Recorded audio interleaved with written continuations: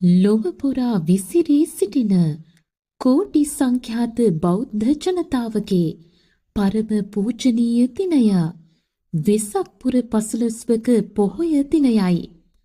අද වන් වූ දිනක මුළු මහත් ලෝකයම ඒකාලෝක වන්නේ උතුම් වූ තෙමගුණ සිහිපත් කරමිනි.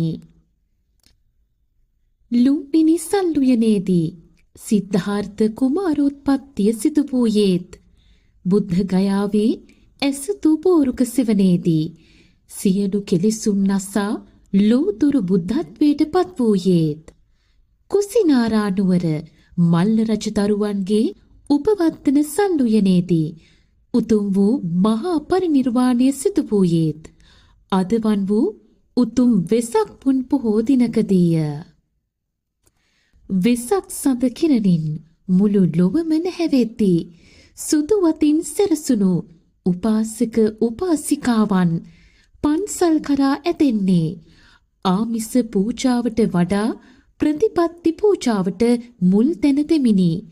ශීල සමාධි ප්‍රඥා යන ගුණයන්ගෙන් සිත තැන්පත් කර ගන්නා මේ මොහොත මනුෂ්‍යත්වයේ උතුම්ම අවස්ථාවයි.